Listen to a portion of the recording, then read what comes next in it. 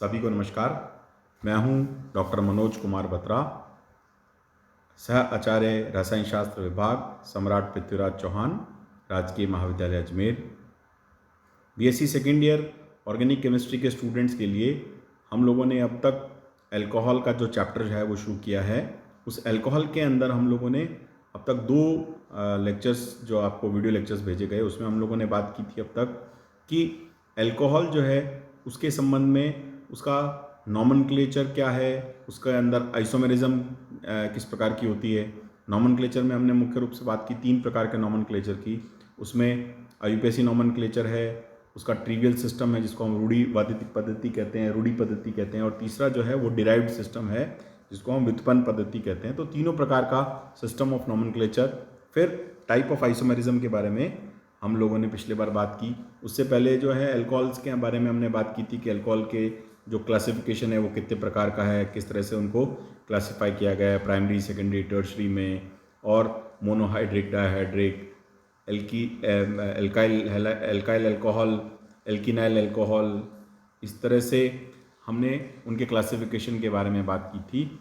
आज हमारा जो ये थर्ड लेक्चर है वो प्रिपरेशन मेथड्स के संबंध में। तो मेथड्स ऑफ प्रिपरेशन या विरचन की विधियाँ। तो अल्कोहल को बनाने के लिए कई मेथड्स काम में लिए जाते हैं। इसमें से हम एक एक करके सभी के बारे में चर्चा करेंगे। तो आज अपन सबसे पहला मेथड लेते हैं, वो है एल्कीन से ऑक्सी मर्क्यूरीकरण व विमर्क्यूरीकरण द्वारा, यानी कि preparation of alcohol by oxy mercurization and de mercurization of alkenes. यानी एल्कीन का उपयोग करते हुए हम ऑक्सी मर्क्यूरीकरण कराएंगे और फिर विमर्क्यूरीकरण यानी उसका डीमर्क्यूराइजेशन जिसको हम कहते हैं उसको हटाने का कार्य वो करेंगे।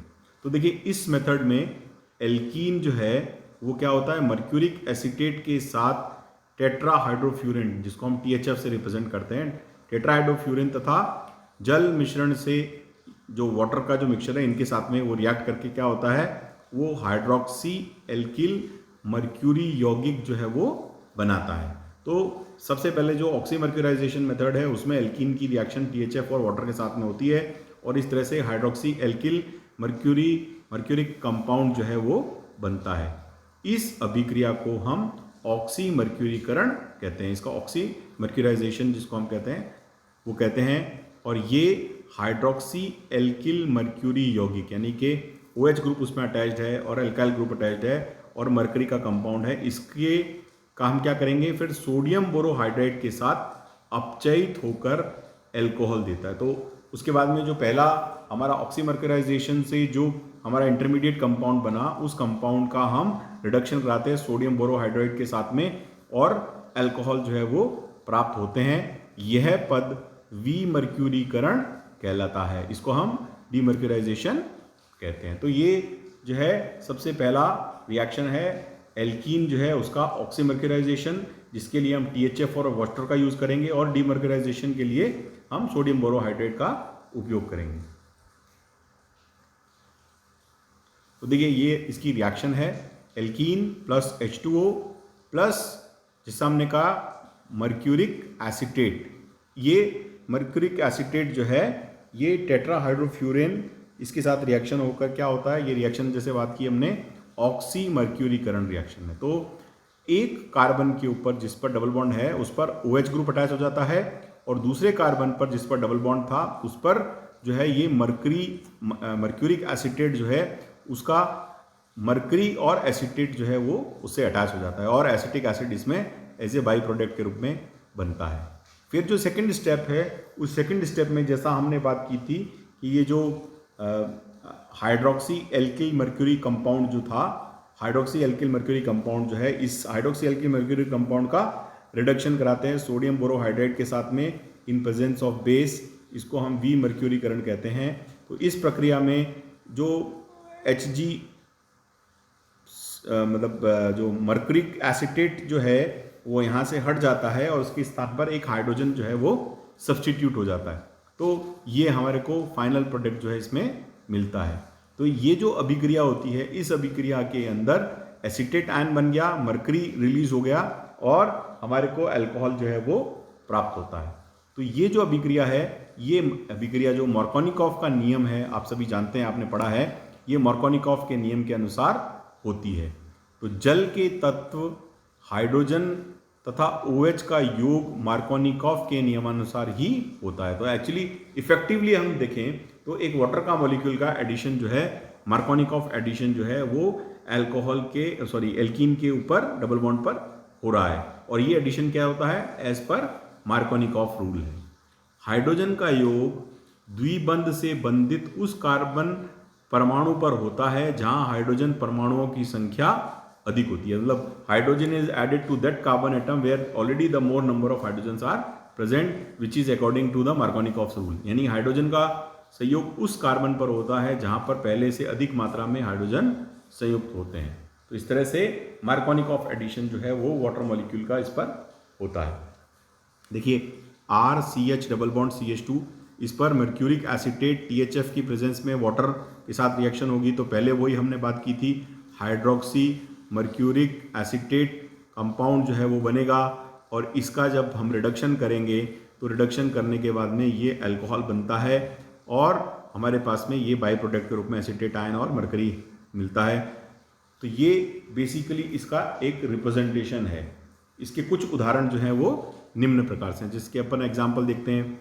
1 पेंटीन का मतलब कार्बन नंबर 1 पर डबल बॉन्ड है और उसके बाद में 4 कार्बन है। तो इस 1 पेंटीन का के ऊपर मर्क्यूरिक एसिटेट का एडिशन THF और H2O की प्रेजेंस में जब होता है तो पहले वही कॉम्प्लेक्स आयन बनता है। मर्क्यूरिक एसिटेट जो है वो एल्काइल मर्क्यूरिक एसिटेट जो है हाइड्रोक्सी मर्क्यूरिक एसिटेट जो है वो कंपाउंड जो कॉम्प्लेक्स बनेगा, और उसका जब हम रिडक्शन करेंगे, उसका अपचयन करेंगे OH की प्रेजेंस की में, तो हमारे को 2 पेंटेनॉल मिलेगा। तो देखिए यहाँ पर सेकंड पोजीशन जो है कार्बन पर, वहाँ पर OH ग्रुप अटैच हो जाता है, और फर्स्ट पोजीशन जिस पर ऑलरेडी 2 हाइड्रोजन पहले से मौजूद हैं उस पर हाइड्रोजन जुड़कर वो CH3 बन जाता है। तो हम कह सकते हैं कि ये जो एडिशन है ये मार्कोनिकॉफ एडिशन है। इसके अलावा एक बात और ध्यान रखने की है कि इसमें जो पहला स्टेप होता है, जो मर्क्यूरिक एसिटेट का जो एडिशन होता है, जो THF और वाटर की प्रेजेंस में है, ये बहुत फास्ट रिएक्शन है। देख सकते हैं अपन 15 सेकंड में कंप्लीट हो रही है।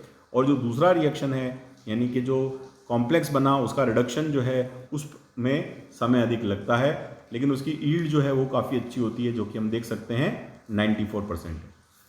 अब हम बात करते हैं इसकी क्रियाविधि के बारे में। तो ऑक्सीमर्क्यूरीकरण के प्रथम पद में मर्क्यूरी स्पीसीज, यानी कि देखिए ऑक्सीमर्क्यूराइजेशन के अंदर ये जो मर्क्यूरिक एसिटेट है इसमें HgOCOCH3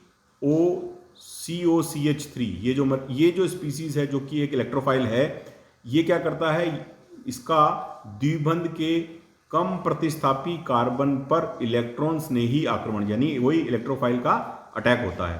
किस कार्बन पर अटैक कर रहा है, जो लेस सब्सटीट्यूटेड है। तो लेस सब्सटीट्यूटेड कार्बन नंबर 2 है, तो वहां पर जो है ये मर्क्यूरिक स्पीसीज जो है वो आक्रमण, या जिसको अपन कहते हैं अटैक करेगी। और इसके अटैक होने से क्या होगा, एक कार्बोनियम आयन बनेगा, जो कि क्या होता है, वो कि ब्रिज्ड कार्बोनियम आयन है, जिसमें मर्क्यूरी सेतु कार्बोधनायन या कार्बोकैटायन जो है, जिसमें मर्क्यूरी जो है एक ब्रिज की तरह काम करता है। तो ये इस तरह से हम इसमें देखते हैं कि ये बनता है। फिर यह मर्क्यूरी सेतु कार्बोधनायन जल के साथ तेजी से अभिक्रिया करके हाइड्रोक्सी एल्किल मर्क्यूरी यौगिक बनाता है, जिसकी हम पहले बात कर रहे थे। तो अब इसके ऊपर क्या होगा, इसके ऊपर H2O अटैक करेगा और क्या बनेगा, हाइड्रोक्सी एल्किल मर्क्यूरी कंपाउंड। अब देखिए हाइड्रोक्सी ग्रुप कार्बन नंबर 2 पे जुड़ा है, और 3rd नंबर कार्बन, या जिसको अपन चाहें तो हम 1st नंबर कार्बन कहें, 1st नंबर कार्बन पे मर्क्यूरी जुड़ा है और उसके साथ में एसीटेट जुड़ा है, तो ये बनेगा। अब इसका हम जब रिडक्शन करेंगे सोडियम बोरोहाइड्रेट के साथ में, तो रिडक्शन होने पे जिस कार्बन पर मर्करी जुड़ा हुआ था उस कार्बन से मर्करी हट जाता है और उसके स्थान पर एक हाइड्रोजन जो है वो सब्स्टिट्यूट हो जाता है। अब यहाँ पर ये ध्यान रखने की बात है कि जिस तरह से हम फर्स्ट स्टेप के मैकेनिज्म के बारे में बात कर रहे हैं, सेकेंड स्टेप जो है जिसमें कि ये हाइड्रोक्सी एल्किल मर्क्यूरिक कंपाउंड जो है इसका अपचयन जो हो रहा है, रिडक्शन हो रहा है, इसका जो मैकेनिज्म है वो उतनी कन्फर्मेशन के साथ में हमें पता नहीं है, तो इसलिए लिखा हुआ है विमर्क्यूरीकरण की क्रिया विधि निश्चित नहीं है। तो वो उसकी जो वो है वो हमको अच्छी तरह से मालूम नहीं है। फिर ये है पहला मेथड, यानी कि जो जिसको हम कह सकते हैं मर्क्यूराइजेशन, डीमर्क्यूराइजेशन मेथड, जिसमें एल्कीन के ऊपर मर्क्यूरिक एसीटेट, वाटर और THF का उपयोग करते हुए पहले एडिशन होता है और नेक्स्ट स्टेप के अंदर सोडियम बोरोहाइड्रेट के साथ में डीमर्क्यूराइजेशन होता है और इस तरह से मार्कोनिकॉफ एडिशन जो है वो वाटर मॉलिक्यूल का एल्कीन के ऊपर हो जाता है। अब दूसरा रिएक्शन जो है वह है एल्कीन के जलयोजन से, यानी from the hydration of alkenes, जिसकी अपन बात कर रहे थे अभी। तो एल्कीन अम्ल उत्प्रेरक की उपस्थिति में जल से योग करके संगत अल्कोहल बनाते हैं। तो एल्कीन जो होता है वो H+ की प्रेजेंस में क्या होता है, वो वाटर के साथ में कंबाइन होकर क्या होता है, वो अल्कोहल बनाते हैं। इस विधि से निम्न अणुभार वाले अल्कोहल बनाए जाते हैं। तो इस मेथड से क्या करते हैं, हम ऐसे अल्कोहल्स बनाते हैं जो कि जिनका मॉलिक्यूलर वेट लो होता है या कम होता है। तो जल का योग तनु H2SO4 या H3PO4 या सिलिकॉन ऑक्साइड के द्वारा उत्प्रेरित होता है। यहाँ पर क्या होता है कि जो एडिशन ऑफ वाटर है वो कैटेलाइज्ड होता है माइल्ड एसिडिक कंडीशन में। जल का योग मार्कोनिकॉफ के नियमानुसार, तो जो एडिशन ऑफ वाटर है वो according to the Markovnikov principle होता है। तो देखिए RCH double bond CH2 plus HOH, इसमें डाइल्यूट H2SO4 के साथ में RCHOH CH3।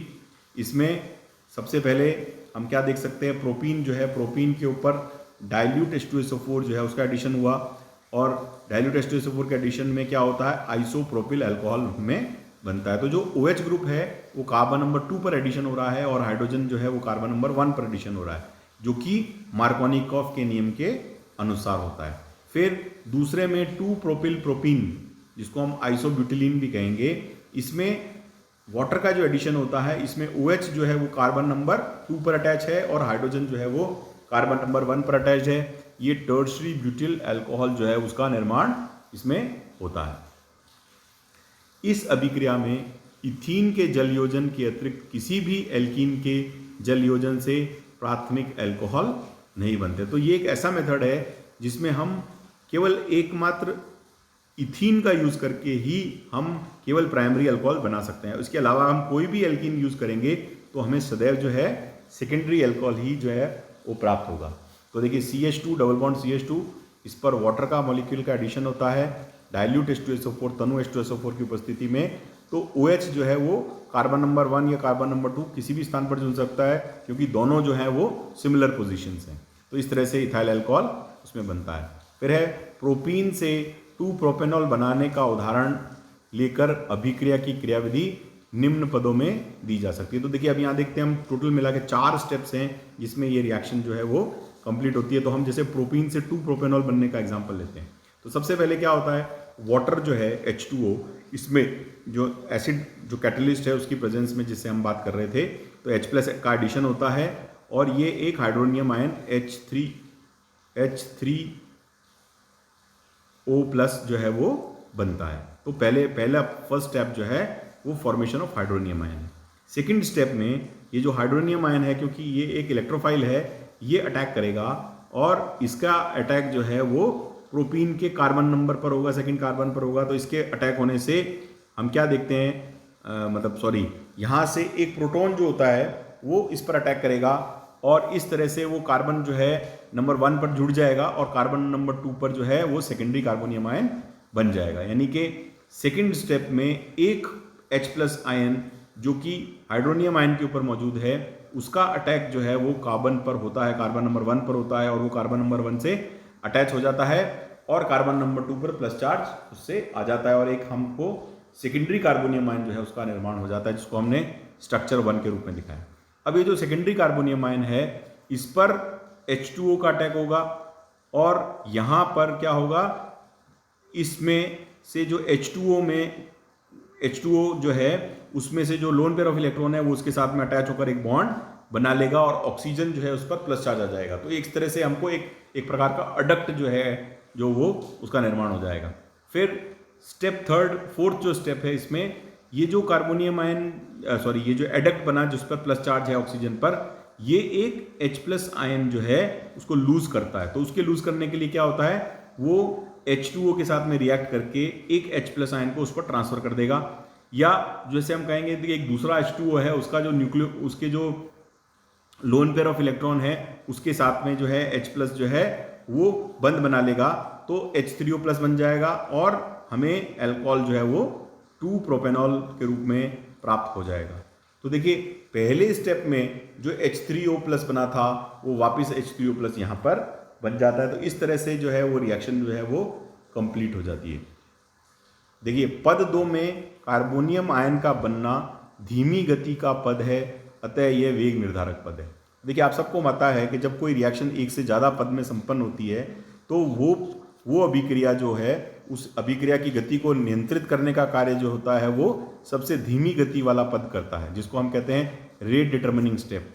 If a reaction is taking place in more than one steps then that reaction is controlled by that step which is slowest and that slowest step is known as rate determining step. तो इस तरह से ये जो दूसरा पद है जिसमें कार्बोनियम आयन बन रहा है ये एक वेग निर्धारक पद है। तो एल्कीन से के जलयोजन से पुनर्विन्यास भी हो जाता है क्योंकि पद 2 में कार्बोनियम आयन बनता है। यदि कार्बोनियम आयन का पुनर्विन्यास संभव होता है तो यह आयन अधिक स्थायी कार्बोनियम आयन में पुनर्विन्यासित हो जाता है। तो देखिए यहाँ पर अगर कोई भी रिएक्शन है जो कि कार्बोनियम आयन की प्रेजेंस में हो रही है, जिसमें carbonium ion as a intermediate या मध्यवर्ती के रूप में मौजूद है, तो कुछ मात्रा में उत्पाद के अंदर पुनर्विन्यास भी संभव होता है क्योंकि जो कार्बोनियम आयन होता है वो ज़्यादा स्टेबल कार्बोनियम आयन में कन्वर्ट हो जाता है और इसके कारण से जो है हमें एक तरह से रीअरेंज प्रोडक्ट भी मिलता है। तो जिसका उदाहरण देखते हैं अपन 3,3 डाईमेथिल 1 ब्यूटीन। इसके जल योजन से मुख्यतः 2,3 डाईमेथिल 2 ब्यूटेनॉल जो है वो बनता है। मतलब ये जो एग्जाम्पल है वो ये बता रहा है कि इसके अंदर जो हमारा जो प्रोडक्ट है वो कुछ अलग बन रहा है, जबकि हम एक्सपेक्ट ये करते हैं कि अगर उसके अंदर कार्बोनियम आयन के अंदर कोई रीअरेंजमेंट नहीं होता तो जो प्रोडक्ट बनता वो बनता 3,3 डाईमेथिल 2 ब्यूटेनॉल, है ना। 3,3 डाईमेथिल 2 ब्यूटेनॉल बनना चाहिए, लेकिन 3,3 डाईमेथिल जो है 2 ब्यूटेनॉल, सॉरी एक मिनट, मैं इसको थोड़ा सा अपने को, हाँ जी, ये हम बात कर रहे थे कि 2,3 डाईमेथिल 2 ब्यूटेनॉल जो है वो बनता है और जबकि बनना चाहिए 3,3 डाईमेथिल 2 ब्यूटेनॉल। तो जो मिथाइल की पोजीशन है वो जब 3,3 होती है तो वो बनना जो है वो जो प्रोडक्ट होता है वो नॉन रीअरेंज प्रोडक्ट है, और जब 3,3 पोजीशन पर 2,3 पोजीशन पर लगता है तो वो अरेंज प्रोडक्ट है। तो हम देख सकते हैं यहाँ पर 2,3 डाईमेथिल 2 ब्यूटेनॉल बना क्योंकि यहाँ जो है मिथाइल ग्रुप जो है वो शिफ्ट हो गया कार्बन पर, कार्बन नंबर 2 के ऊपर, और OH ग्रुप जो है इधर की तरफ शिफ्ट हो गया, यानी कि प्लस चार्ज जो है वो कार्बन नंबर 2 से कार्बन नंबर 3 पर शिफ्ट हो गया। और इस कारण से जो है हम देख सकते हैं कि जो प्लस चार्ज था वहाँ पर OH ग्रुप आ गया। तो इस तरह से 2,3 डाईमेथिल 2 ब्यूटेनॉल हमें प्रोडक्ट मिला जो कि एक रीअरेंज प्रोडक्ट है। तो इस तरह से हम देख सकते हैं कि ये जो प्रिपरेटरी मेथड्स हैं उन प्रिपरेटरी मेथड्स के अंदर हमको उसका मैकेनिज्म भी जो है वो अवश्य रूप से साथ साथ में पता होना चाहिए, तभी जो है हम उसको अच्छी तरह से समझ सकते हैं। अब तक जो हमने 12th में पढ़ा था हमने केवल ज़्यादातर हमारा फोकस रिएक्शन पर था, लेकिन अब जो है हम इसके अंदर यहाँ पर मैकेनिज्म को लेकर हम ज़्यादा बात करते हैं। आज के लिए इतना ही। अब आगे जो है हम बात करेंगे कि किस प्रकार से एल्कीन के हाइड्रोबोरेशन से जो है वो अल्कोहल का निर्माण किया जाता है। आप सभी का बहुत बहुत धन्यवाद।